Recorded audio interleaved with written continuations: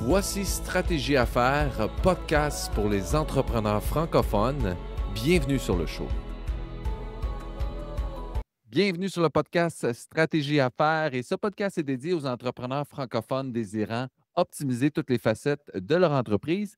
D'ailleurs, le slogan du podcast, c'est Construisez votre succès, une stratégie à la fois et c'est précisément ce qu'on fait chez Fiance.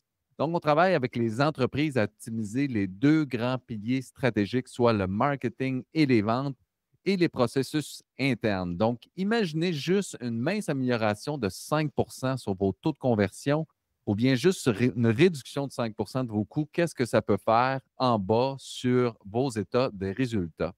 Et donc, en d'autres mots, on vous aide à générer plus de ventes et à améliorer la productivité de votre entreprise. Donc, si ce que je vous dis, ça vous parle, il y a rendez-vous sur refiance.com pour prendre un rendez-vous avec nous.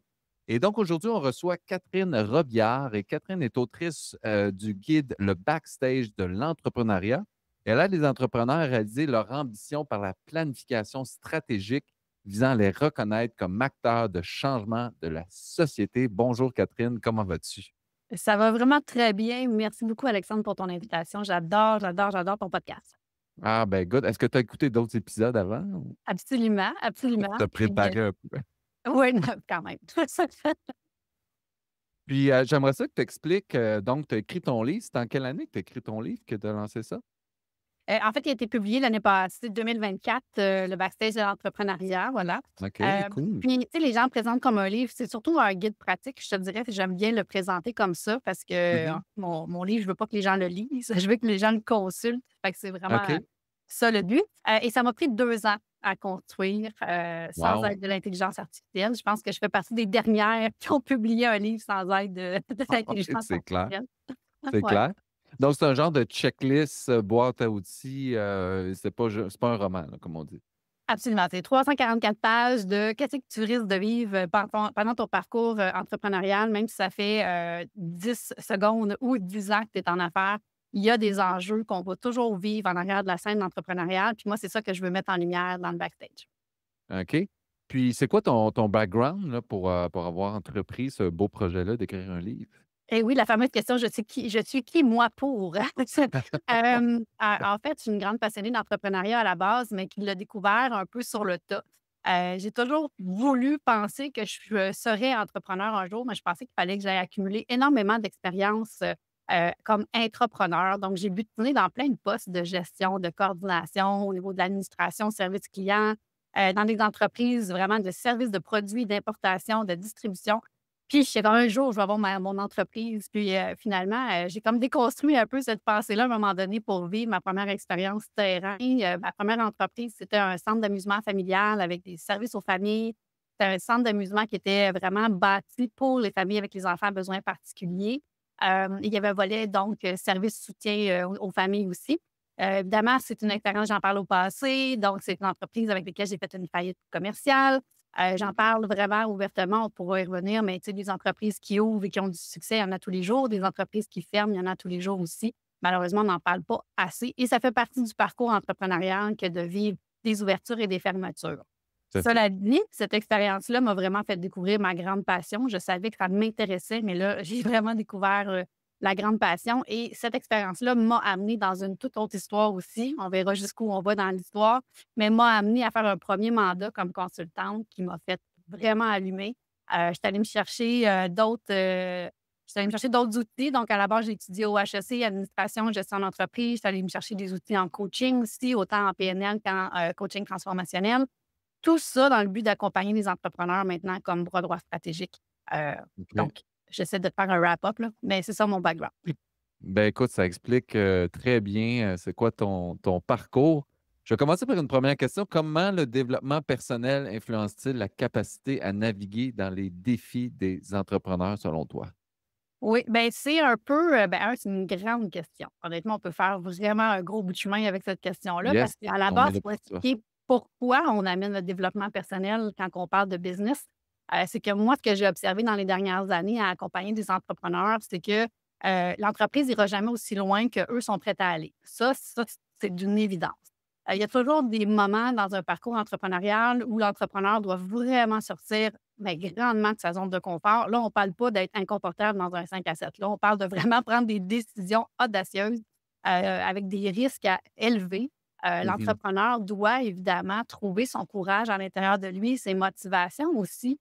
Donc, là, on ouvre la porte tranquillement, pas vite, du backstage. Pour moi, c'est vraiment tout ce qu'on doit préparer comme humain en arrière de l'entrepreneur qui, lui, est en arrière de l'entreprise. Donc, il y a énormément de choses. Pour moi, le développement personnel fait partie du développement de l'entreprise.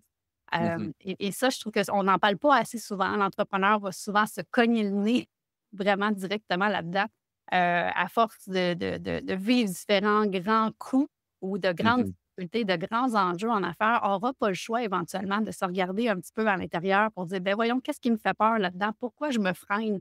Comment ça se fait que j'ai de la misère à déléguer? Comment ça se fait que j'ai de la misère à avoir des communications difficiles? Comment ça se fait que j'ai de la misère à gérer des conflits? C'est toutes des choses qui peuvent arriver dans le parcours d'entrepreneur et à un moment Mhm. donné, on n'a pas le choix, là. Tout ça mène à l'humain en arrière. Ouais. Euh, donc, c'est pour ça que j'aime l'idée d'apporter le développement personnel avec le développement d'entreprise. Donc, ton livre, le backstage, c'est pas juste gestion d'entreprise, c'est beaucoup de parler de l'être humain pour amener l'entreprise ailleurs. Exact. Moi, j'appelle ça vraiment les réels besoins et réflexions nécessaires en affaires pour pouvoir perdurer sur la scène entrepreneuriale. Donc, on tasse le rideau.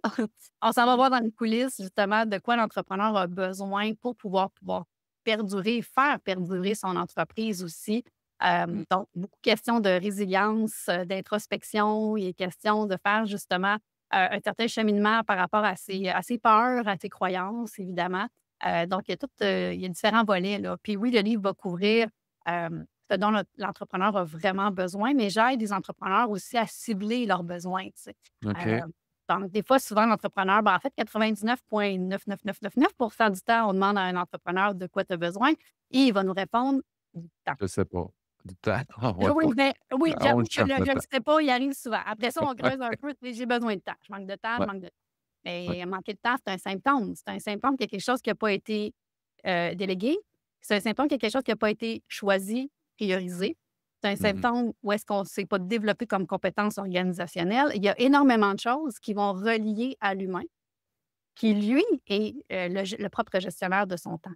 Mhm. Donc là, on rentre dans le backstage. Qu'est-ce qui fait Ouais. que tu en as mis autant dans ton horaire? Qu'est-ce qui fait que tu n'as pas dit non? Qu'est-ce qui fait que tu as dit oui à autant de choses? Qu'est-ce qui fait que c'est plus difficile de prioriser, de tasser et peut-être dire non à des anciennes façons de faire et des anciens projets? Comment ça se fait que c'est si difficile de faire de l'espace pour du nouveau aussi dans son horaire? Donc, tout ça, c'est très humain. Donc, ça fait partie du backstage. Tu as raison. Tu vois, je développe beaucoup sur LinkedIn, puis mon approche, c'est parce que c'est ça qu'on fait aussi, nous, c'est vraiment de gérer, mettre en place des systèmes pour justement donner plus de temps aux entrepreneurs. Puis c'est une de mes premières phrases, c'est Hey, si jamais tu manques de temps pour peu importe certaines activités, sache qu'on fait ce service-là et les gens acceptent énormément, les entrepreneurs acceptent Oui. parce que j'ai l'impression que c'est un dénominateur commun de beaucoup d'entrepreneurs qui n'ont pas le temps de réfléchir ou juste de Mmh. prendre conscience de quelle direction qu'ils veulent prendre. Même, je pense, juste de penser à dire je vais engager quelqu'un pour m'aider à générer un système pour avoir plus de temps, c'est déjà aussi un autre cadre encore plus aussi dur que dire j'ai pas de temps puis je ne suis pas capable de réfléchir à la stratégie de mon entreprise. J'aimerais ça savoir, toi, tes clients, c'est quoi ton process pour justement les amener à réfléchir? Puis Oui. comment tu fonctionnes? C'est quoi les premières étapes? Oui, bien, ça va me faire plaisir. Puis ça fait un lien avec ce que tu viens de mentionner également, parce que là, tu as nommé comme le manque de temps opérationnel et le manque de temps stratégique. C'est Mhm, 2 volets complètement différents. Puis moi, c'est un peu par là que je commence aussi. Donc, avant de faire tout un travail de fond sur vous êtes rendu où dans l'entreprise, vous allez où, c'est quoi les milestones, les grandes étapes à mettre en place, de quoi vous avez besoin dans l'entreprise pour y arriver, quel genre de mhm. processus interne vous devez améliorer. Avant qu'on se rende tout là, il faut qu'on fasse de l'espace dans l'horaire. Il faut que Ouais. l'entrepreneur se sente proactif et non réactif. Et ça passe par les opérations. Donc, qu'est-ce qui est énergivore dans les opérations? Comment est-ce qu'on se dégage du temps? C'est la première étape. Puis ça va demander énormément de courage. Déjà là, on part direct, direct dans ce qui est difficile pour les entrepreneurs, c'est-à-dire Ouais. on commence à dire non à des choses. on commence à créer, générer de l'espace. Et ça fait peur. Pour un Ouais. entrepreneur qui est capable et qui veut beaucoup, quand il y a de l'espace tant devant lui, le réflexe est full naturel de le remplir, de le compléter puis de dire oui à plein de choses stimulantes. Alors que Mmh. là, la première étape, c'est vraiment de créer cet espace-là dans lequel il y aura l'affaire la plus précieuse, le joyau le mieux gardé en affaires qui est le recul. Ouais, tout à Donc, fait. cet espace-là sert à avoir ce recul-là, pouvoir se permettre ce recul-là. Et là, on peut aller au niveau stratégique pour aller voir est-ce que j'ai besoin d'augmenter mes ventes? Ouais. Mais Est-ce que concrètement, là, mettons, j'arrive, je suis un entrepreneur là, qui est overload, j'ai pas de système, je sais même pas, c'est quoi mes tâches, tout ça. Quel exercice tu vas faire avec lui pour définir c'est où les tâches qu'il faudrait qu'il délègue? Est-ce que tu as un formulaire? Est-ce que tu as un test que tu lui fais passer? Comment tu fonctionnes? ouais, ben, j'ai plein d'outils gratuits. C'est sûr qu'à travers les années, j'ai senti le besoin aussi d'amener une certaine structure pour aider les entrepreneurs à se sortir la tête de l'eau, si on peut dire ça Mmh. comme ça. Fait que oui, j'ai des outils de structure de gestion de temps, de planification, stratégique, de fondement d'entreprise. Mais dans l'exemple que tu me montres, je pense que l'entrepreneur, à ce moment-là, on tomberait plus en mode alignement, c'est-à-dire d'aller revoir, le parcours entrepreneurial jusqu'à maintenant. Qu'est-ce qui fait du sens pour lui dans son parcours et qu'est-ce qui ferait du sens dans ce qui s'en vient? Mmh. Beaucoup d'entrepreneurs qui croient qu'ils sont rendus où est-ce qu'ils sont rendus et qui doivent simplement continuer de la même façon pour pouvoir faire croître l'entreprise, alors que c'est pas une obligation de faire croître son entreprise, ne serait-ce que de se poser la question: Ouais. j'ai envie de faire croître mon entreprise. Est-ce que je dois absolument faire croître mon entreprise? C'est une question à se poser. Ensuite de ça, c'est Toujours d'aller le dire, mot ben, de l'heure, là, scaler, il faut scaler, il faut toujours ouais, scaler. ouais. Ouais, mais pourquoi? Tu sais, il y a aussi le est-ce que c'est vraiment ça que je veux et pourquoi je le veux? Ouais, Et si je le veux, comment je le veux? Donc, tu ouais, sais, l'entrepreneur, c'est quand même le plus beau cadeau qu'on se paye à tous les jours de se lever en tant qu'entrepreneur. On peut inventer, réinventer sa vie demain matin. La seule chose, c'est que souvent, nos entreprises deviennent un peu un engrenage où est-ce qu'on a rapidement l'engrenage jusque-là et qu'on se sent mmh. pris dans nos entreprises. Donc, c'est d'amener les entrepreneurs à percevoir qu'ils ont le pouvoir d'être proactifs et de rechoisir la suite. On Mmh. peut vendre notre entreprise. On peut Tout à fait. s'affilier, s'associer, on peut transformer ça en franchise, on peut, dissoudre, on peut tourner, travailleur autonome si on a une équipe de 6 personnes. Il y a rien qui nous oblige Tout à fait. On a à le pouvoir continuer de tel quel. choisir, Exactement, comme exactement. Fait que dirait Manu Lemire. Je sais pas si tu le connais? exactement. Ah oui, absolument. Je connais Ouais, Manu, on le ouais. salue. On le salue, voilà. Fait que, donc c'est ça, la première étape, c'est de reconnecter l'entrepreneur au bon endroit avant de commencer à mettre des processus en place, tu sais. Il faut Mmh. savoir le processus, il va servir à quoi? Puis est-ce que ça fait du sens pour l'entrepreneur aussi de mettre ces processus en place? Tout à fait, tout à fait.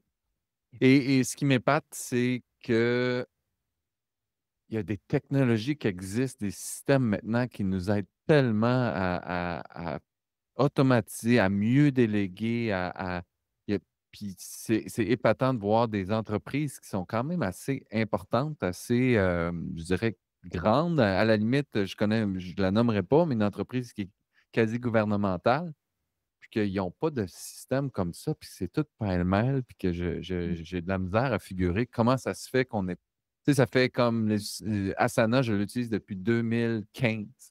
Donc ça fait 10 ans que ça existe, puis là, il y en a plein d'autres qui ont poussé au fil du temps. Mais je ne comprends pas pourquoi que les entreprises je sais que tout le monde a peur du changement, puis les gens en général ont peur du changement, mais toi, comment tu vis ça? J'imagine quand tu arrives dans les entreprises, tu dois imposer certains changements. Comment ça se passe, normalement? Ah ben je n'impose rien, bien sûr, mais moi, ce que je veux, je tiens absolument à connecter l'entrepreneur vraiment dans sa mission, dans son sentiment d'accomplissement. J'ai accompagné des entrepreneurs dans les dernières années dans une planification stratégique, exemple de doubler le chiffre d'affaires. On y est arrivé, il y a des moyens, là, c'est sûr que ça se fait. La seule chose, c'est qu'après ça, hem, c'est le manque de sens. L'entrepreneur qui se réveille le matin puis qui est fier d'avoir atteint ses objectifs, mais qui se sent vide à l'intérieur, Mmh. ça fait pas de sens. Évidemment, ça fait pas de sens pour lui. Donc, moi, je commence par là, de reconnecter l'entrepreneur au sens qu'il donne au développement de son entreprise. Ça, c'est super Ouais. important. Mmh. Après ça, excuse-moi, de ta question, c'est par rapport au processus interne, je m'excuse. Oui, je veux dire Moi, autre je chose, parlais de mais technologie, je parlais oui. de d'implémentation de systèmes, de technologies, Oui, oui, la peur du la peur du changement. Oui, changement. Peur du oui, hey, changement, ouais. je l'ai rattrapé. Parfait. Fait Yes! que désolée. Alors, il faut reconnaître les entrepreneurs comme la majorité étant une bonne majorité étant visionnaires. Il y a une majorité d'entrepreneurs qui sont très intégrateurs, très gestionnaires. Alors, eux, ils ont peut-être un enjeu un petit peu de voir grand, puis voir loin, puis avoir l'ambition. Et il y a des gens qui sont très forts dans l'innovation, la création. On veut aller vite, on veut avancer vite. Donc, c'est certain que l'humain, encore une fois, va venir têter le type de développement d'entreprise qu'on va vivre et comment on s'installe à l'intérieur de l'entreprise.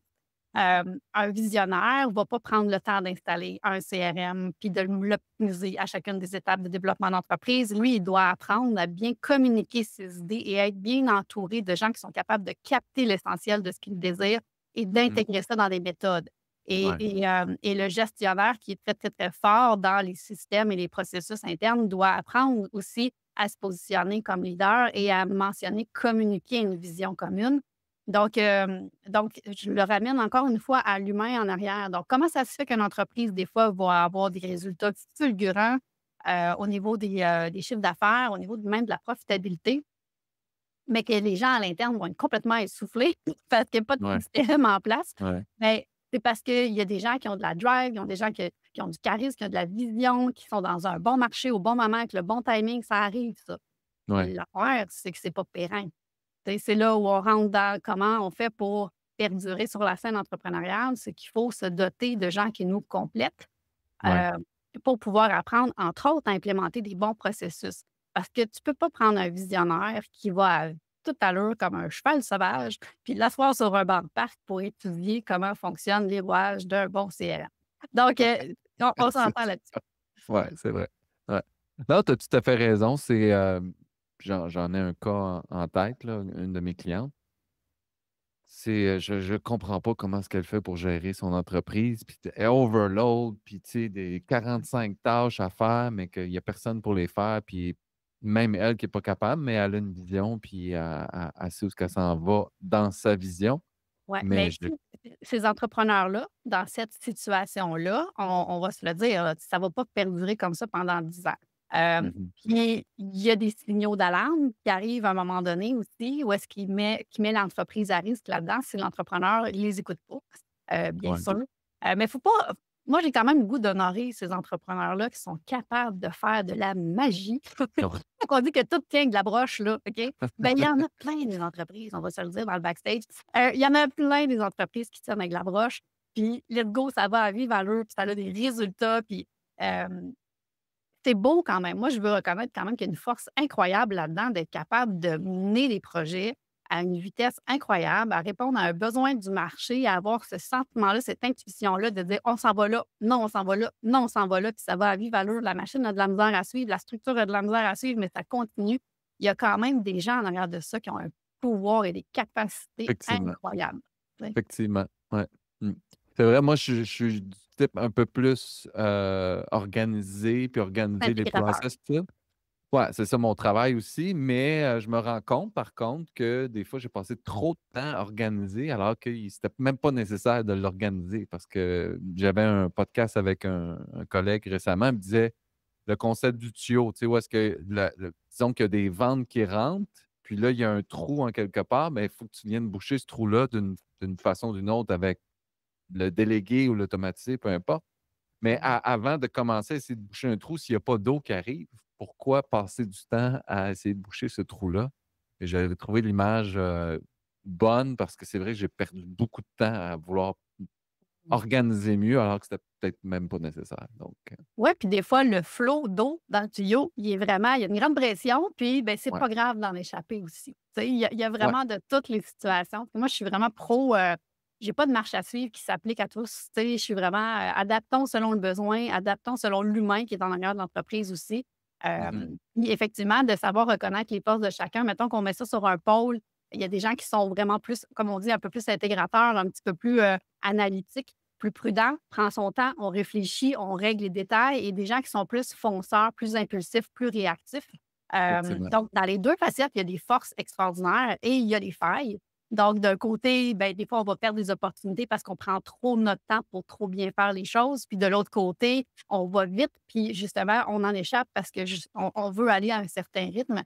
Donc, mais ces 2 facettes-là apportent aussi des forces incroyables. Puis Et des l'entreprise requiert en fait que les 2 forces soient mis à profit au mmh. sein d'une entreprise. Donc, si c'est pas un entrepreneur qui a les 2 forces, parce que c'est vraiment rare, il faut que l'entrepreneur sache se connaître, se reconnaître et se doter d'humains qui le complètent. Donc l'idéal, c'est d'avoir un partner. Donc dans mon cas, il faudrait que je me cherche un partner qui est, à cheval et non pas sur le banc de parc, finalement. Je Ouais, sais pas. Faudrait un qu'on cheval de fasse course. un ouais, c'est ça, exactement. Ben, merci beaucoup, Catherine, pour ton partage. Tu pourrais-tu expliquer aux auditeurs comment est-ce qu'on peut te rejoindre? Oui, facilement via, bras-droit-stratégique.com. Donc, vous avez tous les services d'accompagnement de Bras Droit Stratégique. Vous avez aussi le lien vers le livre «Le backstage de l'entrepreneuriat» et tous les outils gratuits, qu'on a parlé tout à l'heure. Donc, il y a un outil d'accompagnement dans la lecture du livre aussi et du guide, et vous avez des outils gratuits aussi en planification stratégique, fondement, valeurs, et en gestion de temps aussi qui sont disponibles gratuitement sur, lebackstage.ca. Super. Ben, écoute, ça met fin à notre épisode. Merci beaucoup encore, Catherine. Et je vous rappelle, si vous voulez en savoir plus, allez sur le site web de bras-droit-stratégique.com et on va le mettre en description sur YouTube ou sur les autres plateformes. Donc, vous avez juste à cliquer, vous arrivez sur le site de Catherine. Et si vous avez apprécié l'épisode, s'il vous plaît, commentez, likez ou partagez. Ça peut nous aider, moi et Catherine, à faire connaître nos entreprises. Et si vous êtes un entrepreneur qui voudrait être un invité à l'émission, un peu comme Catherine, ben rendez-vous au effiance.com/podcast pour en savoir plus. Et rappelez-vous, construisez votre succès une stratégie à la fois et vous verrez, votre entreprise va prendre un nouveau virage. Et sur ça, je vous souhaite une magnifique journée. Merci encore, Catherine. Merci à toi. Bye bye.